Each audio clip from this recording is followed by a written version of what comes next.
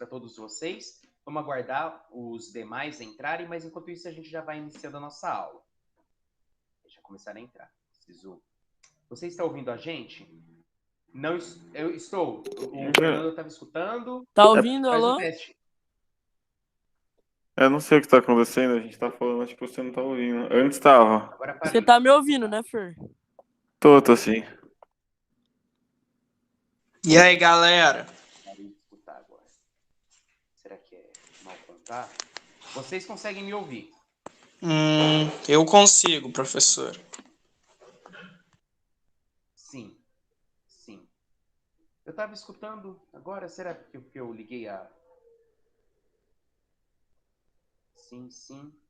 Bom, vamos ver se é aquele problema... Faz um teste agora.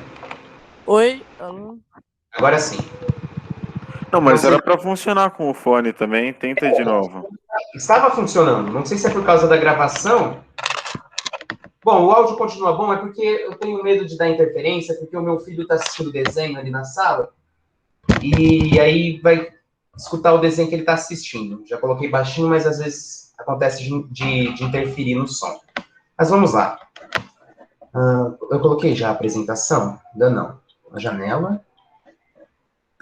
Eu tava te falando que eu até enviei eu fiz os exercícios semana passada e daí eu te enviei pelo plural, então acho que já deve estar aí para você. Sim, eu recebi. Aliás, como a nossa correção agora da aula 3, cujo tema é mito e filosofia, pouquíssimos fizeram. Se não me engano, 2 ou 3 alunos fizeram até agora. Tudo bem, porque agora que a gente vai fazer a correção, mas nada impede de vocês fazerem, gente. Vocês, inclusive, não precisam fazer, mas deem pelo menos uma lida para trazer dúvidas. Porque senão aqui a gente faz a correção, aí vocês estão acompanhando junto com a minha explicação, e na hora pode não aparecer dúvidas. Só que quando vocês retomarem essa matéria para estudar, aí vai pipocar um monte de problema. Então, se preparar para os nossos exercícios, para as nossas atividades, lendo os exercícios do plural, dando uma folheada, inclusive no caderno físico, já prepara vocês para a nossa correção ou para a retomada da aula, certo? Então, vamos fazer a correção e aí vocês concluem os exercícios que eu mandei. Então tá. Bom, era a aula de mito e filosofia, a gente apresentou um pouquinho sobre os mitos, como que era a ruptura da consciência mítica. Apesar da filosofia nascer, ela ainda estava um pouco carregada com a mitologia, tentando fazer uso da especulação e da imaginação de forma racional para conseguir encontrar as explicações sobre os fenômenos da natureza e sobre tudo aquilo que cercava o mundo.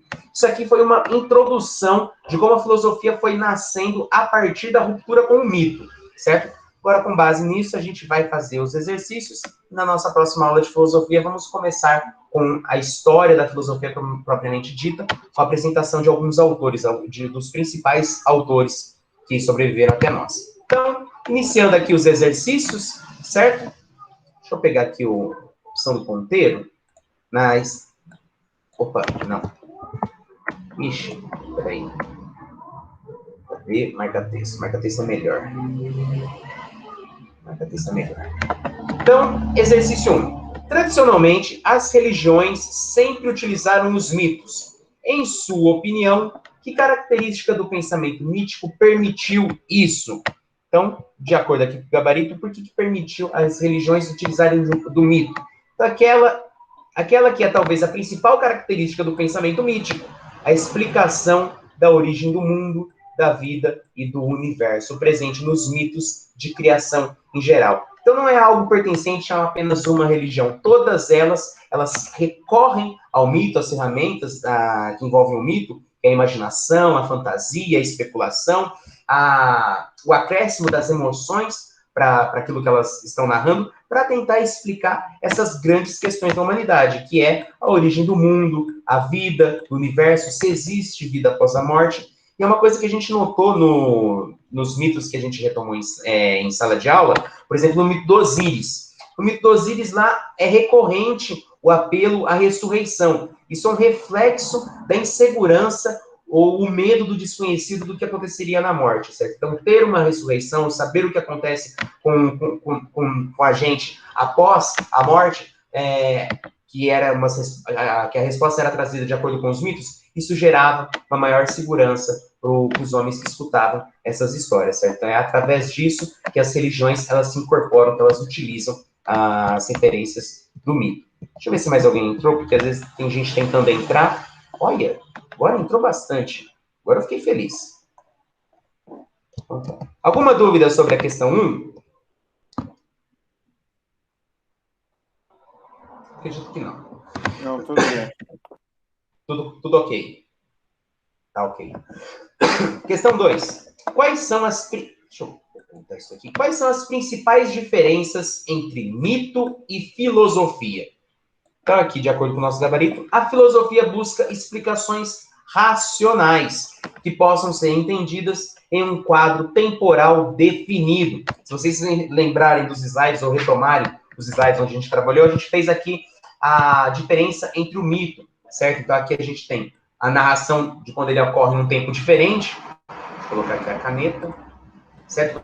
Quando acontece num tempo diferente, então o tempo já é uma diferença que a gente pode destacar entre a explicação racional da filosofia e a explicação mitológica, certo? Há o uso da intuição, da imaginação, da emotividade, certo? Enquanto a filosofia, ela tenta buscar essas questões através da reflexão e do pensamento racional crítico, certo? Então, aqui, voltando. A filosofia busca explicações racionais que possam ser entendidas em um quadro temporal definido, ou seja, ela não vai se questionar a respeito da existência da alma, a respeito de Deus, porque essas coisas, elas dizem respeito a uma temporalidade e um tipo de matéria bem diferente daquela que a filosofia está acostumada a trabalhar, que é aquilo que a gente consegue tocar, que passa no tempo conhecido por nós, certo? O mito, por sua vez, fundamenta-se na intuição, faz referências a eventos ocorridos em épocas heróicas, ou simplesmente diferente do tempo presente, certo? Então, para vocês terem uma noção de como esse mito, ele trabalha com uma noção de tempo bem diferente dessa que a gente está acostumada, basta nós pensarmos no princípio de tudo, na criação do mundo, na criação do universo. Que tempo era este a que Deus estava sujeito para poder dar origem à criação das coisas, para poder inicialmente criar a concepção de tempo, de dia e de noite. Então, que tempo é esse que Deus está inserido? Isso na mitologia cristã, mas isso pode ser estendido para todas as outras religiões ou para todas as outras mitologias existentes. Cronos, o próprio Deus do tempo. Então, como que esse Deus, referente ao tempo, trabalha com a nossa concepção de tempo, com a nossa concepção mortal de tempo? Então, os mitos, eles fazem apelo a isso. É isso que está presente quando a gente fala de um tempo diferente. Então, professor, mas assim, tem uma certa distinção entre mito e religião, assim, na nossa visão, né, certo? Sim, com certeza. Inclusive, é uma das questões que o material vai trazer para a gente. Não me lembro o autor, se está numa das perguntas, ele vai falar, a afirmação dele mito é o nome que nós damos para a religião do outro, certo? Então, como aparece se... aqui. Então, a sua observação, ela é extremamente válida. Por quê? Porque para a nossa concepção, nosso senso comum, ele parece fazer essa distinção entre aquilo que é mitologia e aquilo que é a nossa religião. Parece que nossa religião, ela possui uma dose de crença, ou por causa da nossa fé, ela acaba sendo um pouco maior, um pouco mais significativa do que a mitologia dos outros que a gente conhece. Mas os especialistas, a galera que estuda isso a fundo, eles basicamente colocam tudo no mesmo saco. Existem especificidades, certo? Mas, de maneira geral, a forma como a gente encara o mito é fruto da leitura que nós temos da nossa própria religião. Então, nosso mito é religião, dos outros é pura mitologia. Ficou mais ou menos claro? Sim, sim. E daí, no caso dessa resposta, no caso, a filosofia não trabalha muito com o sobrenatural, no caso, com Deus, esse tipo de coisa, isso, né? E agora? Como que eu te respondo Porque isso? porque eu quis dizer ali, a filosofia busca explicações racionais, um quadro temporal definido. Se você insere Deus, vai começar a ter coisas de um tempo indefinido, por exemplo.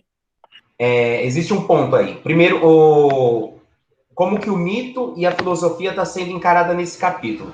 Nesse capítulo, como é o surgimento da filosofia, então ela se posiciona de forma crítica à mitologia que existia antes. A filosofia, ela vai tentar buscar explicações racionais para todos os fenômenos, certo? Para a origem do mundo, para a vida, para o universo, sem recorrer ao mito. Esse é o primeiro ponto que a gente diferencia a filosofia como busca racional e essa ruptura que ela faz com o mito. Porém, ao longo da história da filosofia, vários autores eles vão tentar responder essas questões que estão fora do nosso tempo. A existência de Deus, a existência da alma, certo? As noções de liberdade. Então, ao longo da história da filosofia, ela vai se ocupar dessas questões inicialmente descritas de forma mitológica. Entendeu? Mas de qualquer caso, ela vai tentar tratar disso de maneira racional, que é isso que ela fala. Sim, ela não vai criar entidades, personagens para tentar justificar essas ações. Ela vai tentar fazer isso, na medida do possível, através da razão. Tá certo. Tá certo?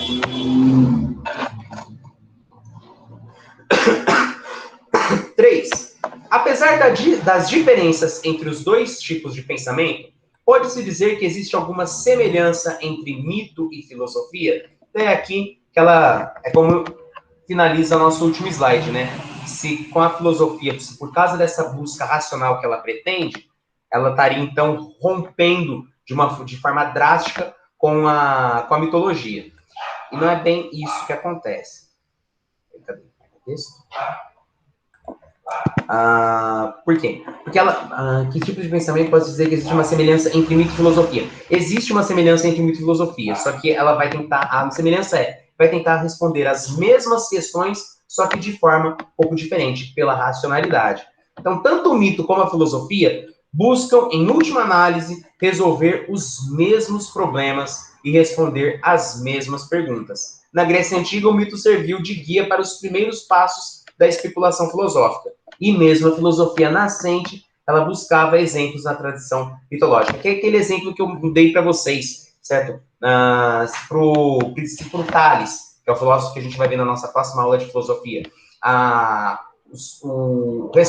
O elemento responsável para a origem de tudo, para a origem da vida, é a água. Na mitologia grega, seria o deus oceano, todos os outros deuses, a partir da água, que daria início à vida na Terra como nós conhecemos, certo? Então, existe essa semelhança. A filosofia ela ainda não se despregou totalmente do mito, mas ela está caminhando para as vias da racionalidade a partir do momento em que ela tenta negar essas entidades que explicavam essas questões aqui.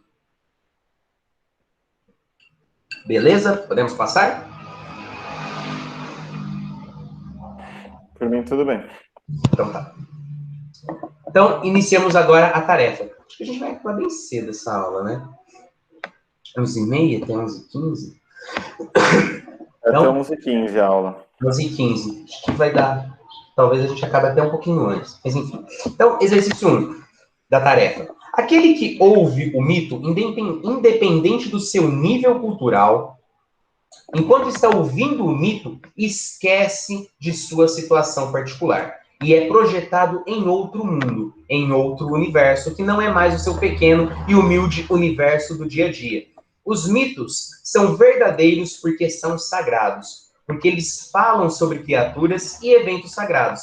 Em consequência, recitando ou ouvindo o mito, recupera-se o contato entre o sagrado e o real. E assim fazendo, supera-se a condição profana, a situação histórica. Em outras palavras, pode-se ir além da condição temporal e da autossuficiência entorpecente que é o fardo de cada ser humano, simplesmente porque cada ser humano é ignorante, no sentido de que ele se identifica e a realidade com sua situação particular. Ele se identifica e a realidade com sua situação particular. E a ignorância é, em primeiro lugar, essa falsa identificação da realidade em que cada um de nós parece estar ou possuir. Esse daqui é um trecho que fala sobre a relação do homem com o mito na atualidade, a comparação com o tempo passado e como esse mito é encarado na atualidade, aqui dessa autora, Imagens e Símbolos. Então, é uma leitura, uma pesquisa que ela faz sobre como todo esse quadro simbólico da mitologia, essas imagens, esses símbolos, eles repercutem dentro da formação e do psicológico, os impactos que trazem para o ser humano. Então, com base no fragmento do texto do filósofo romeno, Mircea Eliade, Não sei. Responda por que hoje ainda existe a crença em mitos. Cite exemplos de mitos contemporâneos que nos retiram do universo do dia a dia e nos colocam em contato com o sagrado.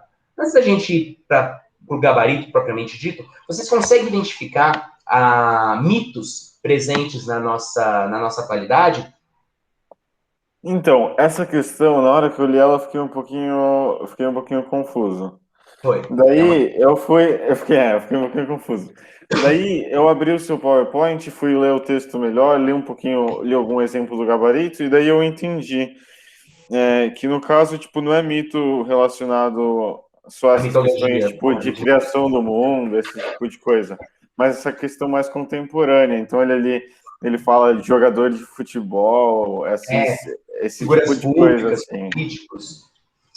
Exatamente, exatamente. E essa questão eu achei ela é confusa, aliás, confusa não, ela é um pouco mais complexa, exatamente por tirar esse conceito, esse mito, da forma como a gente está acostumado a trabalhar ele. Porque mito a gente remonta automaticamente lá para os gregos, para a cultura nórdica, para os personagens que a gente conhece. Mas as ciências humanas, filosofia, sociologia, antropologia, isso aí, eles vão pegar o mito e vão encarar essa análise que eles fazem de estar presente até hoje, que é exatamente essa condição de conseguir tirar o homem dessa sua condição mortal. A gente gosta do mito porque trabalha com o nosso imaginário, trabalha com a nossa fantasia, consegue transpor a gente para aquele quadro e fazer a gente até louvar figuras como se fossem nossos heróis. Enfim, é um efeito de uma... o mito, é como se a mídia continuasse transmitindo os ideais presentes nos mitos, tanto quanto existiam naquela época.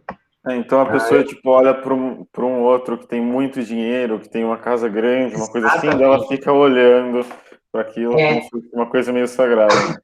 Na escola pública eu também dou a grade curricular do ensino médio, ela pretende trabalhar as mesmas ideias, claro que com as mesmas palavras presentes no material de vocês. Nos exemplos do livro didático, do caderno do Estado, do caderno do Estado que eu uso, eles pegam esses mitos também e trazem... Nossa, perdi o fio agora. Ai, é tão chato quando isso acontece. Dessa mitologia tanto dos quadrinhos, por exemplo, os quadrinhos que a gente lê. É uma mitologia do herói contra o vilão, do bem versus o mal. O exemplo que eu dei quando eu estava dando essa aula na escola pública também são os valores presentes nas músicas que a gente às vezes escuta. Os funk ostentação, o sertanejo, também carrega uma simbologia, uma mitologia que também dialoga com o que essa questão está trazendo para a gente. Certo? Então, olha só como que o mito ele continua existente, ele permanece. Então, eu achei muito pertinente do material trazer essa outra concepção de mito para a nossa atualidade. Mas, enfim, vamos para o gabarito, então. Mais alguma observação? Acho que não. É isso mesmo. Beleza. Os outros também podem participar, viu, gente? Então, aqui de acordo com o gabarito, então todos temos o conhecimento imediato da nossa realidade cotidiana. Por exemplo, no trabalho, na escola, aquilo com que a gente tem contato na nossa vida atarefada, no nosso cotidiano, aquilo que a gente acaba até vivendo, às vezes, no automático. Que reconhecemos como nosso universo particular. Então, segundo o autor, esse conhecimento tem algo de entorpecente na medida em que aponta... Que conhecimento? Conhecimento do mito. De entorpecente na medida em que aponta para uma limitação e não deixa espaço para algo mais elevado, sagrado. O mito permite estabelecer o contato com esse outro plano, que a nossa realidade acaba nos distraindo. Ao entrarmos em contato através da mídia, com os grandes feitos do jogador de futebol habilidoso, com as seduções dos artistas, da artista glamurosa, ou com o luxo do milionário que se faz a si mesmo, estamos criando ligação com criaturas mitificadas. Ou seja, a própria mídia ela se encarrega de criar os nossos mitos contemporâneos. Certo? 2. O desenvolvimento da filosofia e da especulação racional em geral, por exemplo, nas ciências da natureza, atribui novo sentido à palavra mito, como a gente acabou de ver. Hoje, muitas vezes, usamos essa palavra para identificar uma ideia falsa, ou sem correspondência com a realidade. Em outras palavras, De forma geral, em nosso cotidiano, usamos mito como sinônimo de mentira. Olha, outra acepção da palavra mito que a gente pode assumir. Muitas vezes, acreditamos em algumas coisas e não sabemos bem por quê. Por vezes, acreditamos sem questionar naquilo que todos acreditam. Você é capaz de identificar se já teve ou tem alguma dessas crenças? Quem as ensinou? Essas crenças tinham ou têm alguma finalidade? Ou seja, elas faziam ou fazem você agir de determinada forma? Então, retomando aí nas nossas aulas, a gente conseguiu perceber que o mito ele possuía uma finalidade. Era uma finalidade educativa. Se a gente parar para analisar cada um desses mitos, a gente vai perceber que eles estão transmitindo algum tipo de valor. Era através disso que a educação era feita lá na antiguidade. Então, a gente tem que rever os valores daquilo que a gente consome no nosso cotidiano, na nossa atualidade, porque com certeza também não vem vazio, não vem de graça, possui uma finalidade, assim, tudo que nós exercemos, tudo que nós executamos, tudo aquilo que nós absorvemos. Então, cite exemplos extraídos do seu cotidiano do emprego da palavra mito no sentido exposto no texto. Alguém gostaria de falar sobre a resposta que apresentou?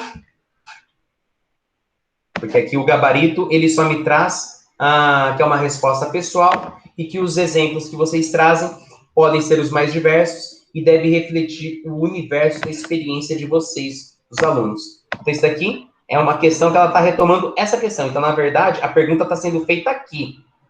É isso que vocês precisam responder nessa pergunta. Eu posso dar um exemplo daí, se outra pessoa quiser comentar alguma outra coisa também, mas eu pensei, tipo, na hora que me veio essa ideia de mito e mentira, eu pensei, assim, hoje tem vários vídeos no YouTube, sabe, que eles pegam alguns temas e começam a falar o que é mito e o que é realidade, por exemplo, entendeu? Então, esse contraste, se você pega de história, por exemplo, tem alguns que falam sobre história, sobre a própria mitologia, tipo, grega, esse tipo de coisa também. Tem outros que falam sobre saúde, condicionamento físico, sabe? Tipo, você sim. fazer isso é verdade ou não, entendeu? É verdade ou mito? Então, esse tipo de coisa. Nossa, gostei do seu exemplo. E olha só, é uma referência presente na sua realidade. Direto eu vejo esses tipos de vídeo, aparece na timeline do Facebook ou nas outras redes sociais, e não me passou pela cabeça associar esses vídeos que eu vejo como mito, aquilo que é verdade ou mentira dentro do nosso cotidiano com a nossa aula. Então, legal, gostei do exemplo utilizado por você. Muito bom mesmo. Mais alguém, gente? Que não. Bom, agradeço. Bom, B. Explique a frase do intelectual norte-americano Joseph Campbell. Aqui é aquela questão sobre a sua dúvida lá nos nossos primeiros exercícios. Então, Joseph Campbell, 1904-1987, mitologia é o nome que damos às religiões dos outros, certo? Então, basicamente, comentários sobre essa questão já foi feita lá na pergunta que a gente estava discutindo, né? Mas cabe aí, fica a reflexão, fica aí para pensar como é a nossa relação com a religião do outro e com a religião do outro. Às vezes porque a gente é instigado a encarar a nossa religião como sempre correta, enquanto a do outro, como não faz parte do nosso universo, ela estaria equivocada. Então, a nossa religião é sempre ortodoxa, é sempre a certa a partir do nosso ponto de vista. Então, todos já damos o nome de religião dos outros. Ao considerarmos o sentido usual da palavra mito como mentira, percebemos que a frase de Joseph Campbell é, sobretudo, uma crítica à intolerância religiosa, na medida em que alguns indivíduos consideram sua religião verdadeira, enquanto as demais são consideradas meras crendices, certo? Aquele misticismo, as crenças populares, certo? A gente encara de uma forma completamente diferente as religiões mais dominantes do nosso país, católica, evangélica, e bem diferente daquelas que são assumidas pelos povos indígenas dentro do nosso próprio país também. Certo? Então, a partir daí, a gente já consegue ver como que é essa diferença que instiga a reflexão sobre a intolerância religiosa, certo? Como se os índios precisassem ser colonizados, porque a religião deles é coisa do diabo, certo? Dá para a gente extrair para esse tipo de crítica. Diga. Assim, eu acho que você pode... Eu não acho uma intolerância religiosa você considerar a sua religião como certa e a do outro. Eu acho que o que passa a ser intolerância religiosa é quando você começa a criticar a do outro, Sim, explicitamente.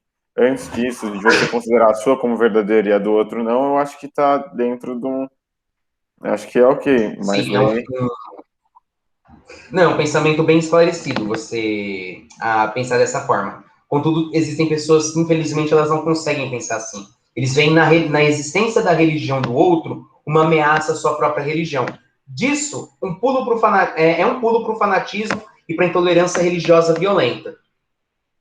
Mas, realmente, o ideal seria conseguirmos conviver com a diversidade, com as outras religiões, independente se a gente acredita nelas ou não, mas aqui a afirmação sobre a maneira como a gente encara a mitologia com a religião alheia e nossa como religião propriamente dita é curioso. Pensar desse jeito não tem problema. O problema é quando esse negócio fica... A minha religião precisa ser verdadeira, inclusive para o outro. Sim, aí está no problema. Aí se Porque torna um daí você problema. começa a impor a sua religião pro outro, né? Sim, e não somente, né, no campo particular, mas a gente se estender isso para um tipo de política baseada na religião, aí complica mais, porque a gente não pode reger o país, governar o país de acordo com a nossa religião, porque daí a gente precisa sempre lembrar dessa diversidade que existe, é por isso que são coisas que acabam não se misturando. A tolerância religiosa ela precisa ser mantida. Mas aí você viu como que fica gritante? Às vezes a gente pega um grupo de indivíduos que se identificam com esse tipo de que a minha religião é verdadeira, ela precisa ser aceita, ela precisa ser divulgada, aí as consequências acabam sendo drásticas para um país que acaba se esquecendo da diversidade religiosa existente. Mas foi só uma reflexão. Acho que essa reflexão ela cabe muito mais na aula de sociologia do que nessa nossa aula aqui, apesar de também ser pertinente. Certo? E acredito que agora é a nossa leitura complementar, e a gente vai acabar bem cedo, né? Essa aula de hoje. Bom, mas enfim, então leitura complementar, importância do pensamento mítico.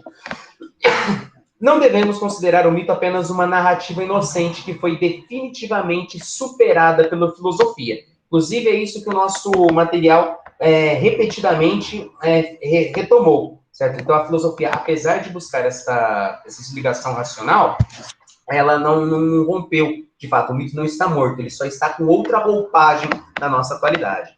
Ao incluir elementos como a intuição e a emotividade, o mito é uma forma de conhecimento válida, porém diferente daquela que chamamos racional. Certo? Então, há algo de real no mito. É uma tentativa de explicar a realidade. Inclusive, eu acho, cabe aqui uma observação, que o mito, ele faz o uso da linguagem, ele faz o uso da oralidade para explicar esses valores, essas histórias. É um puto esforço que a humanidade, que o ser humano precisou para conseguir desenvolver essas histórias coerentes para explicar esses fenômenos naturais. E traz algo que a gente acaba, às vezes, esquecendo com o discurso cientificista, com o discurso racionalista. Nós somos seres humanos dotados de emoção. Nós possuímos sentimento. Eu acho que o mito, com essa capacidade de transmitir valores, se aproveitando da imaginação e da emoção, acaba sendo muito poderoso. Existem filósofos que eles vão falar que os mitos, essas historinhas, elas precisam ser apresentadas de forma correta, com os valores corretos para as crianças, para promover um caráter positivo para a sociedade que a gente deseja. Só que aí vem a crítica sobre esses mitos que serão apresentados às crianças. Ou seja, é uma ferramenta de controle. Através da emoção que você consegue gerar nesse indivíduo que vai escutar esse mito, ou os valores que você está produzindo, é de se perguntar as consequências disso que está sendo passado. Não sei se foi muito rápido a explicação, às vezes eu estou pegando referências que eu não expliquei para vocês, mas deu para acompanhar a linha do raciocínio? Não, sim, deu sim. Legal. Então, continuando. Geralmente, associa-se o mito à religião e acredita-se que sua força advém do fato de, muitas vezes, ser transmitido por um narrador que tem algum tipo de autoridade, por exemplo, um religioso. também é outra coisa, né? Nos templos, o que você escuta dessa figura de autoridade, dessa figura religiosa, ela carrega muito mais peso também. A gente se vê numa posição de aceitação muito mais fácil sobre os valores que estão sendo passados. Mas deve-se lembrar que, embora durante muito tempo ele tenha se confundido, o pensamento mítico transcende o religioso. Olha só, outra diferença entre mito e religião. Se não fosse isso, como explicar a força com que certos mitos emergem na contemporaneidade? O mito do herói, por exemplo, costuma levar multidões ao cinema. Então é isso, a gente não vai no cinema apenas pelo entretenimento. Você não vai simplesmente pelo prazer de ver um filme. Você vai ver os filmes com que você simpatiza. E esses filmes com que você simpatiza, eles carregam mitos próprios. Inclusive, o boom de filmes de super-herói chega a ser uma questão séria de se levantar. Não é simplesmente pelo sucesso que essa temática levanta, mas o tipo de história está sendo divulgada em demasia e os efeitos que isso traz para as pessoas que estão estudando, para as pessoas que estão assistindo, certo? Então, a gente consegue ver aí o sucesso dos filmes da Marvel, os filmes dos heróis, certo? Os Estados Unidos como aqueles que salvam, né? A gente consegue escavar muita coisa implícita nesses filmes, os valores presentes que estão sendo difundidos. Outra prova de que o mito não é apenas um tipo de narrativa ou uma interpretação do mundo ultrapassada é que até hoje existe a tendência de mitificar os indivíduos e os acontecimentos com a ajuda da mídia, né? A grande responsável por traçar aí os caminhos do grande gado humano, somos nós, né? Pessoas facilmente influenciadas. Tomamos como verdadeiras certas características das pessoas, ou certas explicações das coisas, sem que tenhamos exatamente uma motivação racional para isso. E os mitos criados pela cultura pop são muitos. Os cantores de rock, as celebridades instantâneas. Esse último parágrafo traz basicamente aquela questão que a gente passou, sobre esses deuses que a mídia cria para nós, e a gente acaba aceitando, sem refletir sobre. Diferentemente de uma simples crença, o mito tem uma finalidade. Ajuda a definir modelos de comportamento, expressando valores comuns a uma sociedade, ou seja, uma poderosa ferramenta de educação ou de disciplina. Com isso, nós finalizamos a nossa aula 3, pessoal, certo? Alguém gostaria de fazer alguma observação antes de eu encerrar a nossa aula de forma oficial? Eu acho que tudo bem. Tudo bem? Teve uma discussão legal aí em algumas questões, né? Teve. Eu agradeço imensamente a sua participação, Fernando. Torço para que os outros alunos também participem com tanto empenho assim dessas questões, levantando esse debate, porque, como eu já disse nas nossas aulas, a filosofia, principalmente essa primeira filosofia que a gente vai estudar com os gregos, com Sócrates, onde a gente vai chegar, o debate é fundamental para a gente conseguir avançar as coisas. Sem esse diálogo, eu não consigo entender se vocês estão avançando ou não. E com as suas perguntas, eu estou entendendo que, pelo menos, o conteúdo de filosofia, com as suas perguntas, estou vendo que está surgindo efeito, sim. Oi, menino. Vai lá, o pai está trabalhando. Vou chamar a mãe, está com a cordinha. Tá certo, pessoal. Eu agradeço aí a presença de vocês, a participação, certo? Já vou liberar vocês para aguardar a próxima aula do professor que vai entrar. E espero a realização dos exercícios no ano plural. Agora vocês já estão com o gabarito, então é fácil de ir lá, só responder de forma correta isso tudo que a gente acabou de corrigir, certo? Obrigado mais uma vez, gente, e até a nossa próxima aula, que será de empreendedorismo, certo? Conto com vocês lá. Até já. Obrigado, até mais. Tchau, tchau. Tchau, tchau. Até mais. Tchau, gente.